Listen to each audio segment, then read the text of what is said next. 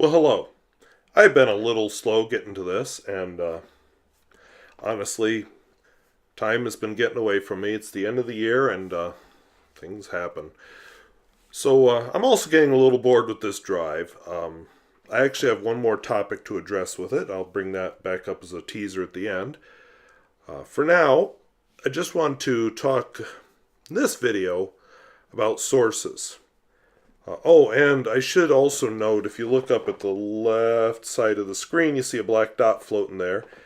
This dash cam has a neat little feature where it blacks out the sun. I think the sensors get overloaded in that region or something, so then it knows how to expose correctly.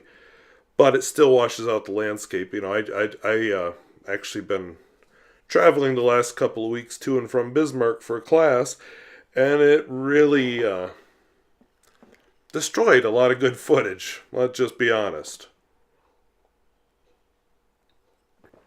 So I don't remember where I'm at, but hopefully it'll come to me. Anyway, so I wanted to talk in this video about sources. Now that may sound like a really dry topic. It's not. And let me tell you why. I was watching a video recently by Potholer54. He's a YouTuber, and this is footnote number 1. I don't know what number all of them are, but I do know this one. And Potholer54 is, what he is a reporter. I didn't really look up all the information about him. But he is big on debunking climate change deniers and evolution deniers. Basically anti-science people. That's who he debunks. Boy, if I weren't going to turn so the sun was out of the way, I think I'd abandon this video right here and chop this part out. There is a big chunk of this drive that I am going to be chopping out. But anyway, so that's kind of what he does. He posts infrequently, but when he does, they are information-dense videos, and what I like about him is he cites his sources. So you might have noticed that I cite my sources a lot. I learned to do that through Potholer54 and Essence of Thought. I actually stole, I'm doing air quotes, the method that Essence of Thought does. I like to put the little subscript in the video, so I didn't subscript him, I don't think. Well, we'll see. I get to add subscripts after the video because I match them up to my talking. So anyway, Potholer54 is interesting. He debunks a lot of common science misconceptions. And, you know, for me as a science teacher and as a science lover, that is important. So I like Potholer54. I am a subscriber, so all bias aside. So anyway, a couple weeks ago he did a video. I think it's his... No, he did 2 on the same topic. But the one I'm referencing, he was responding to a YouTube personality named Steven Crowder. His channel is called Louder with Crowder, and in the interest of full disclosure, I've never watched it. I've heard the name, because Louder with Crowder is kind of a catchy name, but honestly, it's not the kind of channel that appeals to me enough to even try watching it, so I never have. So Potholer54 apparently has been in sort of an ongoing drama with this gentleman, and I it's not my thing either. I despise drama, including of the YouTube variety. And but the video is interesting in its own right because it really, really illustrates the topic I want to talk about tonight. Now, I don't care where you stand on... Well, I do care where you stand on climate change, because if you're a denier, you're wrong. But that's not what this video is about. This video is about where do you get your information. Now, I'll get into sources in a bit. I want to illustrate with an example that I've already danced around long enough. Steven Crowder cited an article that says that NASA scientists have found that, let me get it right here, that burning fossil fuels cools the planet. And it just so happens I was using this video as my practice, as an example to use for note-taking for another series of videos I'm doing. And I wrote a big, "What?" in my notes, because my reaction was, "What?" Because that was totally contrary. Now, I should have known Potholer54 isn't going to say something like that, and he didn't. As I kept listening, where he was going with it was, why was Steven Crowder making this claim? Well, it turns out Steven Crowder was quoting a not-so-reputable source. He was quoting specifically the Daily Express or Daily Mail. Now I forget, I didn't write down which one. Anyway, I've got the link to the video and he has this bibliography and I'll let you trace it all back. But the moral of the story is, he got it wrong because he wasn't quoting from NASA. He was quoting from a newspaper that read an article, that read another article that eventually goes back to NASA. So it's like third hand. And when you read the NASA article, you find out, no, NASA was not saying burning fossil fuels reduces global climate change. What NASA was saying is that yes, in certain localized regions, burning the fossil fuels does put soot in the air, and in that region does lower the effects of global warming. Well, duh. I mean, if you know anything about atmospheres, you know that's true. So, not an earth-shattering claim. NASA just put science behind it. But that's not what Steven Crowder reported, which is what had Potholer54 upset. And Steven Crowder's problem was he didn't go back to the NASA scientists. He read a report of a report. And along the way, reporters simplify things. They add their own interpretations. Sometimes they outright lie. Have you ever... I mean, I live in a small town, so this is my reality. But I'm sure as a kid you played the telephone game where somebody says something and it gets passed around. By the time you get to the end, it's all wrong. You know, that's how gossip works in a small town. Some places call it the gossip game.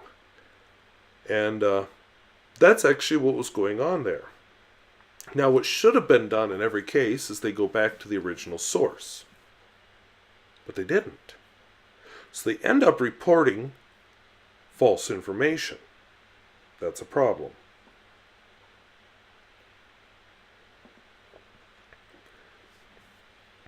And I'll tell you why that problem developed.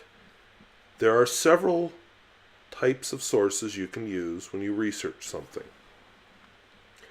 And if you're going to make arguments and have discussions with people, you want to make sure your information is as true and as accurate as possible. And one way to do that is go back to the original source. Now, yes, is it possible that your original source has it wrong? Absolutely. Maybe I'm the only witness to a car accident. That doesn't mean what I recall happening is what actually happened. There are plenty of studies which tell you how fallible human memory is. And let's not forget biases. By the way, I think that was Carson, North Dakota. I can't remember for sure, but I think that was Carson. Carson is very small. Used to have a school. I believe they have a grade school still, and they send their kids... Well, that's sort of up in the air, so that's local Carson politics, and I won't even go there. Because that's a touchy subject for small schools in North Dakota, and I don't need a bunch of people coming down from Carson to come have a word with me. Especially since that's not the topic of this video. I have to drive you through Carson sometime, though. It's kind of neat, even though there's not much left. It is a neat little town. But anyway, you want to make sure your facts are as correct as possible. And getting your information from the Daily Mail isn't necessarily such a clever idea. I've already lost track of which subscripts I'm on, so go with the screen. I'm going to stop saying numbers out loud. But I give to you two examples. I give you an article from Nature and an article from Vox. Now, I know very little about Vox, let's be honest. Nature is a highly respected scientific journal. And I just put them there as examples for your reading later to see the difference. When I mention that Vox isn't quite the same as reading Nature, that's good and bad. Scientific language can be almost impenetrable sometimes. It's full of qualifiers and caveats and careful terms. Oh, see, I got smart there and turned it away from the sun. Careful terms and data and difficult language and so on. And the reason is scientists, when they write, aren't writing to entertain. They're writing to inform. They want to be as accurate as possible. But if you're not interested in the topic or don't have the background, that type of writing can be deadly dull. And the main point can be buried behind all the language. So sources like Vox, and yes, even Daily Mail and some of the others, can serve to publicize scientific information. The trouble comes, a lot of these writers are not scientifically trained. So they don't really understand scientific writing. They're just told, hey, here's this article from NASA on climate change. And why don't you go write an article about it that normal people can read? Or, some of these sources write for a very low reading level. USA Today writes for a very low reading level. I can't remember the grade level off the top of my head, but it's quite low. Daily Mail, you can tell, is a tabloid.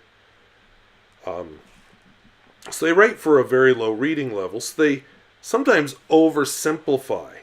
If you're old enough to remember the Alar scare, scientists discovered that insufficient quantities Alar, which is a chemical that's put on apples to keep them red, does indeed cause cancer.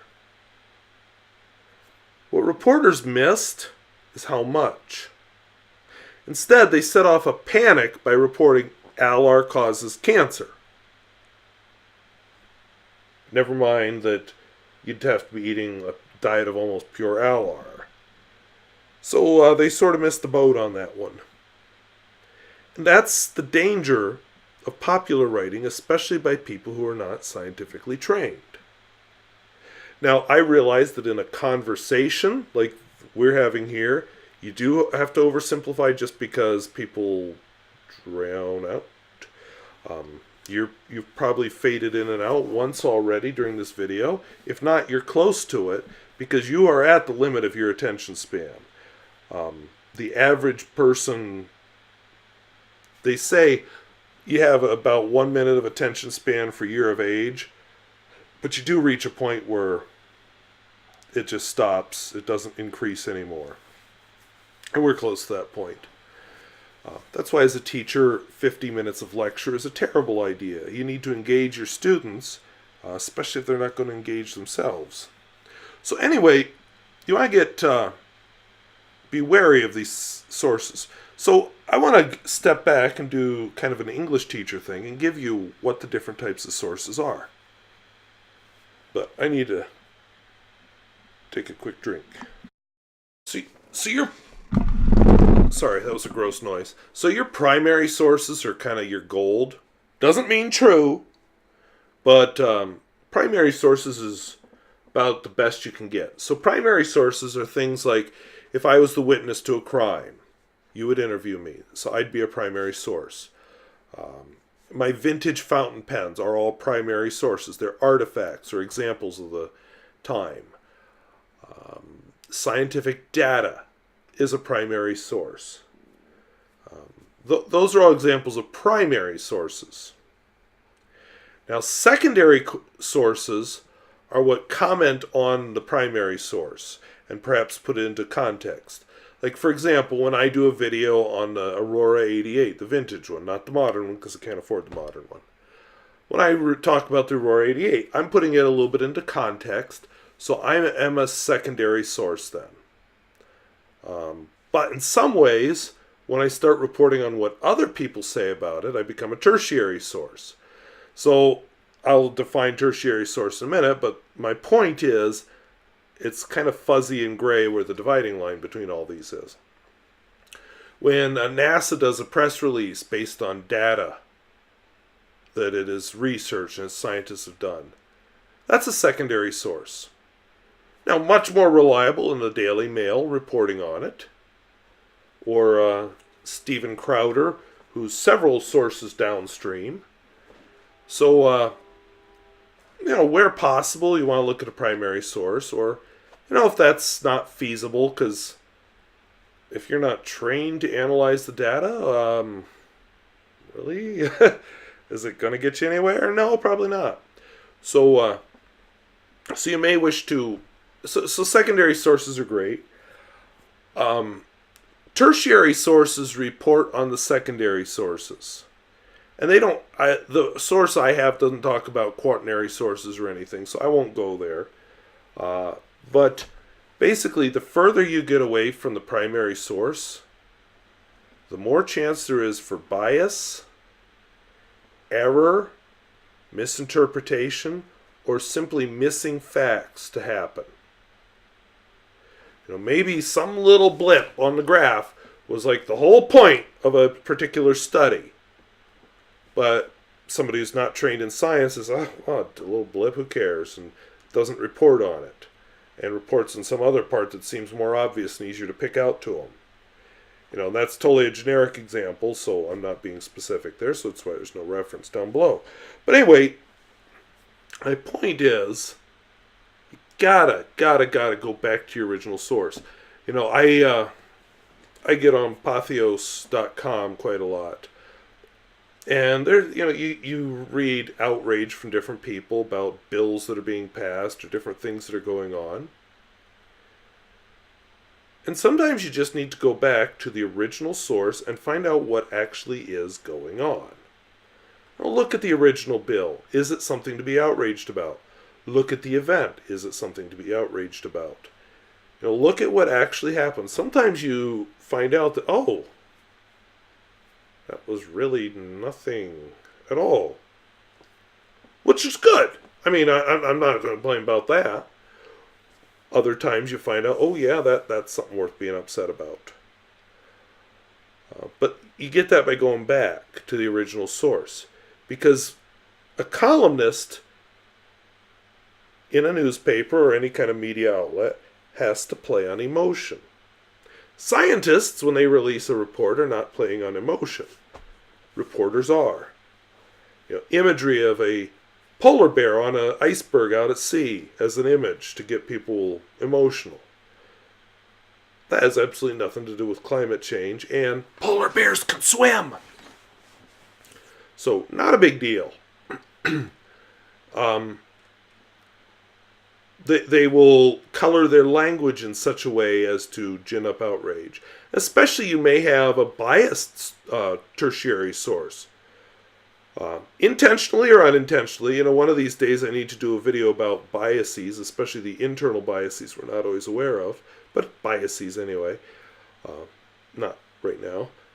But, so they may bring their biases in it. Now, you read or hear something by Rush Limbaugh,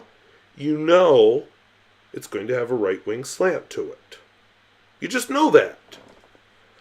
So, when you listen to him, you take that into account.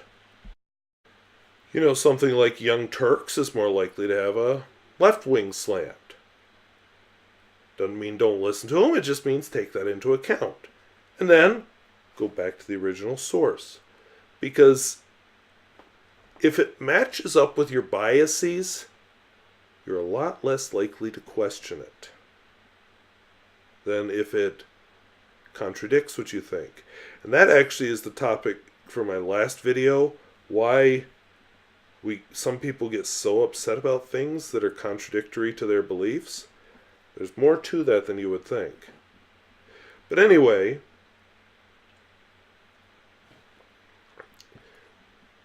as much as possible, fact check. Now, certain sources you generally find you can trust, or when they're giving their opinion, they're quite clear, this is my opinion. These are the facts. Now here's what I think about it. I respect that. But again, What they report is very selective. DrudgeReport.com. Hardly any writing there. What you got to watch out for there is which articles of other reporters does he choose to put up. That's where his bias shows up.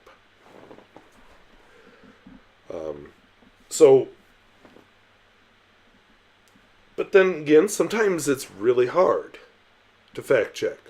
Like all the outrage over the Affordable Care Act, which now our present House of Representatives is trying, well, they just passed a bill getting rid of it, but good luck on that, because that whole how a bill becomes a law thing, but that's a topic for another video also. My main point is, there was a lot of outrage over Affordable Care Act. Well, the Affordable Care Act is huge. It's 1,000-some pages. I'm not going to read that. Cases like that, that's where the media comes in. They should be paying people to read it and summarize it for us. Now, we have to be careful always what source is summarizing it for us, what's their agenda, what are their biases. By the way, we are coming into Elgin, North Dakota here. I am going to skip, after this video, I'm going to skip a lot of miles, and I don't know where I'm going to appear. There's a couple things I want to show you that happened on this trip, which will be in the next video. But anyway, the moral of the story is, a lot of times you can't. Or you just don't have the scientific training or technical training to understand that source. Which doesn't mean you're dumb. I mean, we can't all know all things. So we have to trust people. So you have to trust in things like consensus. Now, be careful. There is a logical fallacy related to consensus. So just because a lot of people believe a thing to be true doesn't mean it's true. Be careful. But there is a difference between popular consensus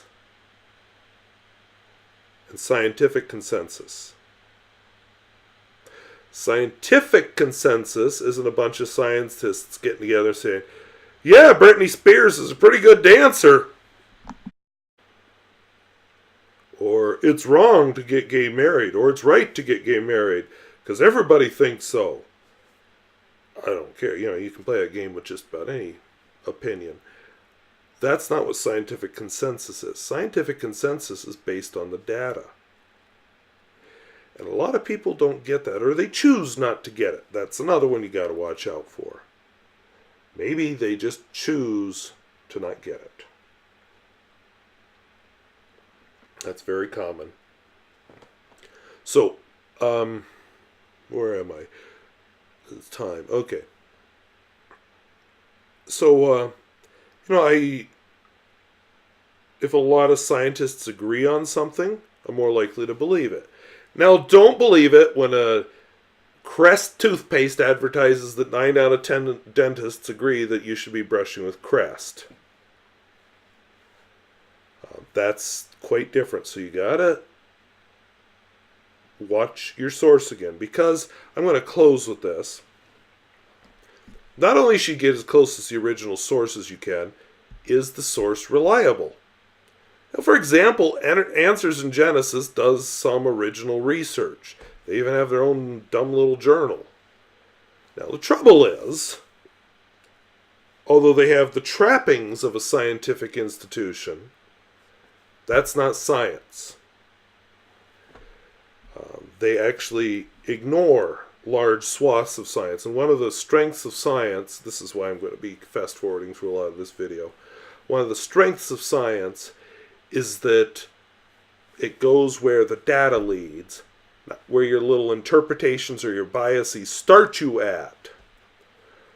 So creation research from Answers in Genesis is not science, because they're already starting with the conclusion and they're just fitting data to make their point. Cherry picking. So yeah, do watch your source. And again, eyewitness testimony, Okay, how many witnesses? If you just have one, how reliable are they? Can you be certain? You know, they may have unconscious racial biases or sexist biases, or they just may have this biasy that the cop is always right. I'll give you a personal example from me. I mentioned traffic accidents.